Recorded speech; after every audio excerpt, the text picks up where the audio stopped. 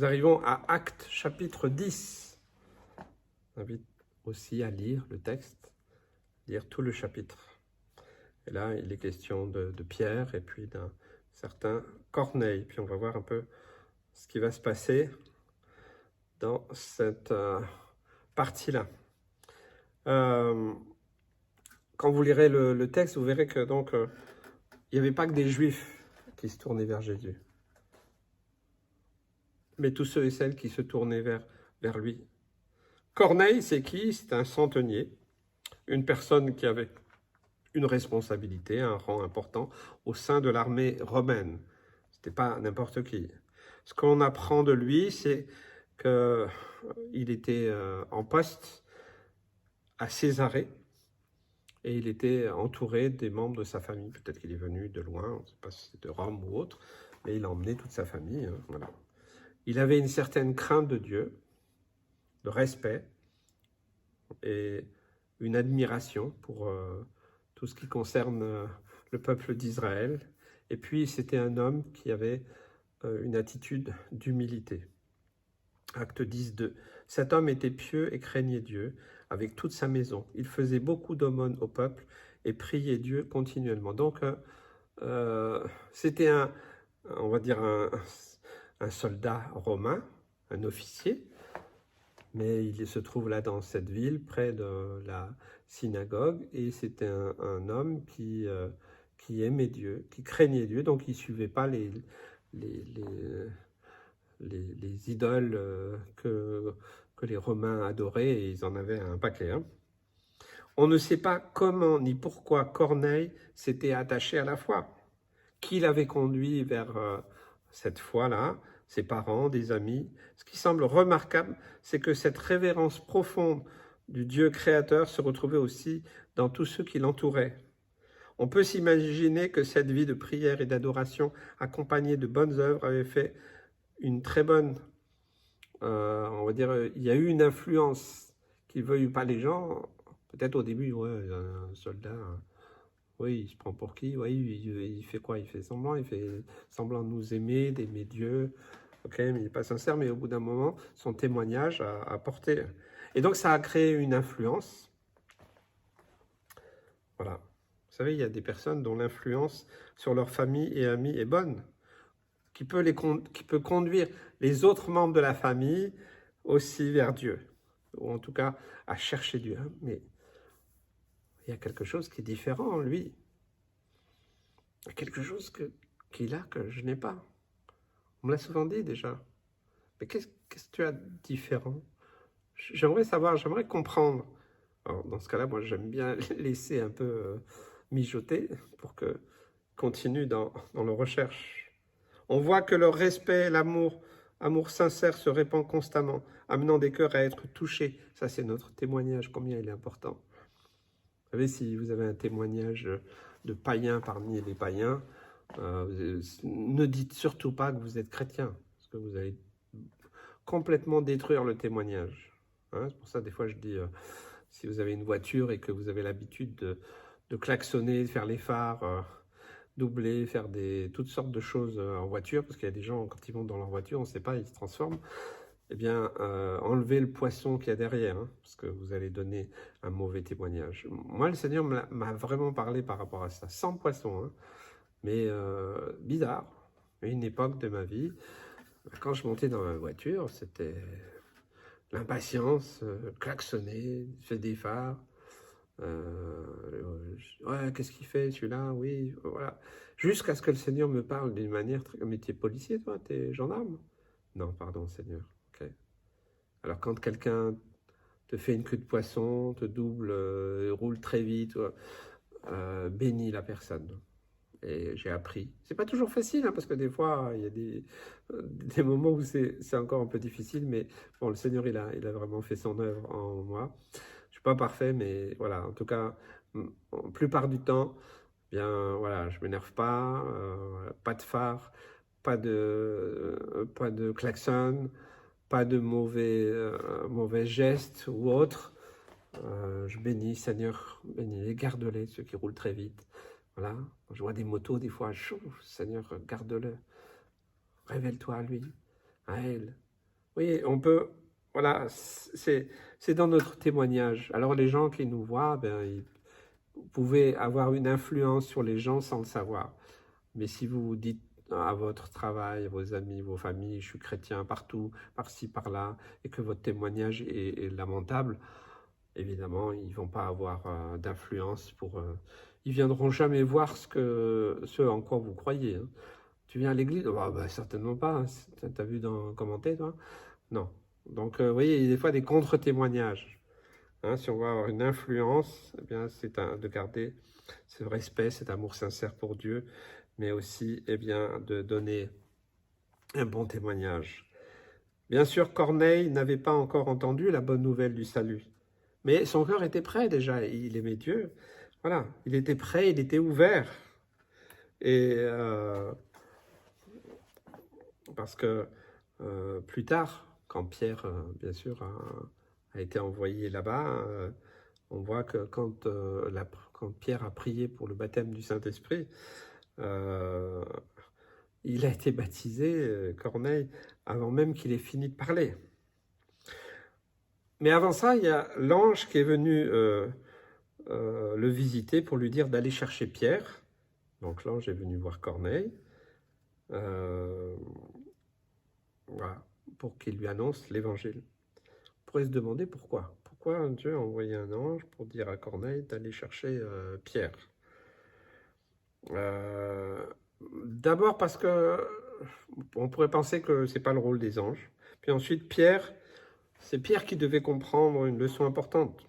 Parce que ce qui s'est passé là dans ce chapitre, ça va ouvrir la voie au salut des non-juifs. Et ce qui n'était pas le cas à l'époque, ça a eu un grand impact. L'influence bonne et positive de Corneille se retrouve plusieurs fois. Ceux qui sont envoyés vers Pierre pour le chercher rapportent eux-mêmes que Corneille est un homme juste et que tous les Juifs rendent de lui un bon témoignage. Donc Corneille, pourtant centenier romain, donc avec un rôle, on va dire, militaire, donnait un bon témoignage. Donc ça devait être un homme juste et droit, donc il exerçait sans doute la justice dans ses arrêts, mais voilà, il ne faisait pas n'importe quoi, et donc les gens l'aimaient bien, les Juifs hein, aussi. Hein. On voit aussi que Corneille ne garde pas tout pour lui. Il invite les membres de sa famille, de ses amis, pour entendre Pierre. Peut-être qu'il a appelé même ses soldats. Il est écrit qu'il y avait beaucoup de personnes réunies quand Pierre est arrivé. Corneille est un exemple pour nous en tant que chrétiens. Nous vivons dans un monde où les influences viennent de partout, ayant un impact négatif ou positif sur nous. Et en ce moment, c'est vraiment la catastrophe à cause de toutes ces lois. Voilà, on prône le mensonge plutôt que la vérité. C'est tellement vrai que l'on appelle certaines personnes aujourd'hui des influenceurs. Vous savez ce qui c'est? Des influenceurs sur voilà, Instagram, Facebook, c'est un petit peu passé maintenant, mais voilà, TikTok, Snapchat et j'en passe. Voilà, dans des influenceurs qui vont présenter différents produits de marque et bien sûr gagner de l'argent de cette manière-là. Donc, les influenceurs. Est-ce que nous ne voudrions pas être des influenceurs de la bonne nouvelle? Et c'est ce que j'essaye de faire bien humblement, bien simplement, voilà, dans ce que le Seigneur m'a demandé. Je pense que c'est vraiment important. Ces fameux influenceurs, on dit qu'elles ont un impact sur ceux qui les écoutent. Alors, elles ont des followers, elles ont des personnes qui les suivent, et des fois en grand nombre, des fois ça dépasse les millions même. Hein. Voilà.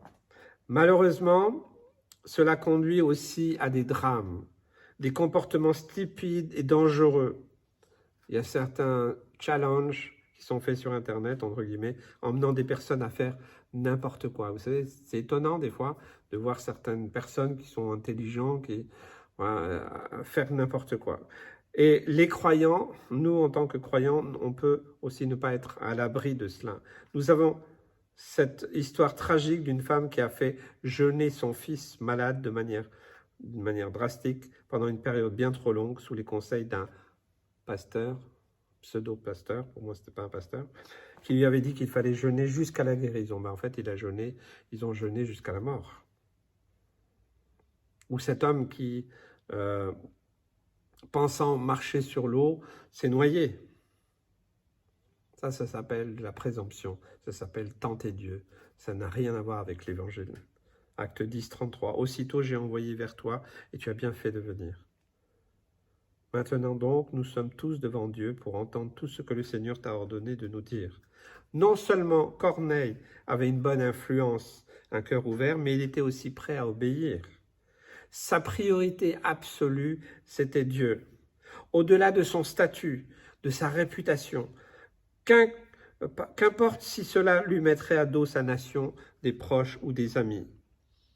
Et ça a porté du fruit. Vous voyez, non seulement avoir une influence, une position, autre, mais être prêt aussi à la perdre. Hein, est-ce que vous avez déjà invité des amis, de la famille, et puis ils se sont moqués.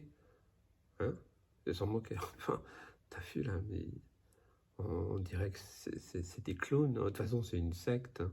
Hein, voilà, celle-là, on l'a entendu des milliers de fois. C'est tellement facile quand on n'écoute pas.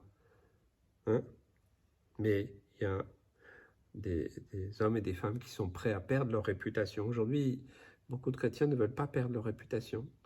Et je pense que ça, c'est vraiment un souci. On ne cherche pas à la perdre. Mais pour la cause de Christ, qu'est-ce qu'on est prêt à faire? Pierre pouvait avoir une grande influence sur les Juifs. Lui, il avait une grande influence. Il était connu et reconnu. Avec l'aide du Saint-Esprit, bien entendu. Comme nous le voyons à la Pentecôte ou dans le Temple. Il ne s'imaginait pas à avoir une quelconque influence envers les non-juifs. Ça ne lui est venu même pas à l'esprit. Ne pensant pas que le salut était disponible pour eux. Lui-même, le grand apôtre Pierre, eh bien, il n'était encore pas conscient du plan de Dieu. Et des fois, on est un peu comme lui. On ne va pas vers certaines personnes à cause de notre éducation, nos a priori, notre façon de penser, et j'en passe, et j'en passe. Pourtant, nous pourrions être des instruments pour les influencer en bien, même sans avoir forcément à parler dans un premier temps. Que nous puissions cesser de déclarer impur ce que Dieu a déclaré pur, de manière imagée bien sûr, hein, comme la vision que Dieu a montrée à Pierre pour lui dire, eh bien, vas-y, prends. Non, c'est des animaux impurs, je ne peux pas, voilà. Donc, par ce moyen-là, ce n'était pas le fait qu'il mange de manger, mais c'était le fait qu'il ne considère pas les non-juifs comme impurs, mais qu'ils pouvaient aussi avoir accès au salut. Et je pense que ça, c'est important. Prions pour que notre influence soit bénéfique autour de nous, comme Corneille. Pas pour nous-mêmes, mais pour que le Seigneur soit glorifié et que d'autres viennent à lui par notre exemple, par notre témoignage. Que nous puissions rayonner de la présence de Jésus dans notre maison, dans notre quartier, dans notre village, dans notre entreprise, conduisant d'autres à chercher. Mais qu'est-ce qu'il a que j'ai pas? Ça, c'est formidable. Est-ce que nous sommes détenteurs de quelque chose de tellement précieux, de tellement grand, de tellement puissant? Est-ce que ça se voit? Est-ce que ça se reflète? Est-ce que ça donne envie? Hein? Est-ce que ça donne envie? Mais qu'est-ce que tu as que je n'ai pas? Comment ça se fait? Je me souviens dans une entreprise où j'ai travaillé avec des jeunes, et souvent ils me disaient, mais comment ça se fait que tu ne réagis pas comme les autres? Pourquoi tu dis pas ceci, cela? Ils remarquaient, et puis moi je laissais encore mijoter un peu, et puis je dis, ouais, je te dirai bientôt. Et puis je les laissais venir, et puis souvent ils étaient interpellés, mais voilà, comment ça se fait? Il y a quelque chose de différent, toi, ça se voit. Et alors le témoignage, sans que je dise quoi que ce soit, je ne disais pas, je suis chrétien, attendez, je vais vous expliquer. Non, certainement pas. Je laissais le Seigneur faire. Et Seigneur, je priais tous les jours pour que, Seigneur, que je sois donc ton témoin et que la bonne odeur de Christ puisse se répandre autour de moi. Et alors, ceux qui vraiment, que le Seigneur m'indiquait, hein, vraiment, alors j'ai pu partager. Et bien sûr, ensuite, après, toute l'entreprise était au courant voilà, que j'étais chrétien, que j'étais pasteur. À l'époque, j'étais pasteur et je travaillais aussi. Et ça a eu beaucoup d'impact, encore jusqu'à aujourd'hui, parce que j'ai encore contact avec des personnes avec qui j'ai travaillé à cette époque, et que je rencontre, et pour qui j'ai prié. Voilà, il y a des interactions. Tout ça, ce témoignage-là, qui a été porté bien humblement, bien entendu, que tu puisses rayonner de la présence de Jésus. Amen. Osons sortir de notre zone de confort pour aller vers les autres. Que nous le voulions ou pas, nous avons tous un impact envers ceux que nous côtoyons, qu'ils soient positifs. Vous savez, moi, je ne pourrais pas aller là où vous êtes. Peut-être que vous êtes en train de me regarder, vous êtes dans un autre pays, dans une autre région, une autre ville. Moi, je ne peux pas aller parler à votre famille, à vos amis, voisins. Mais vous pouvez. Et si chacun le fait, si chacun ait cette bonne odeur de Christ et qu'il obéisse au Seigneur, vous savez, c'est important le matin. Seigneur, conduis-moi. Conduis-moi par ton esprit. Seigneur, emmène-moi vers des personnes. Seigneur, il fait tellement de choses. Encore aujourd'hui, j'ai eu 2 appels coup sur coup. Un de Dordogne et un vraiment du côté de Nice, par là-bas. Des personnes qui avaient besoin, que je ne connais pas, et qui m'ont dit, voilà, j'ai un problème, est-ce que vous pourriez prier pour moi? Puis je leur ai dit, mais je vais prier tout de suite pour vous. J'aime prier. Je crois à la puissance de la prière. Mais voilà, je n'ai pas cherché. Hein. Je n'ai pas dit, tiens, je vais faire un numéro au hasard. Puis... Non, ne vous inquiétez pas. C'est l'œuvre de Dieu. Moi je ne peux rien. Hein. Je suis si petit. Je suis un serviteur inutile. Mais Dieu veut travailler avec moi comme il veut travailler avec toi. Donc, ouvrons nos cœurs. Et que le Seigneur vous bénisse et vous encourage.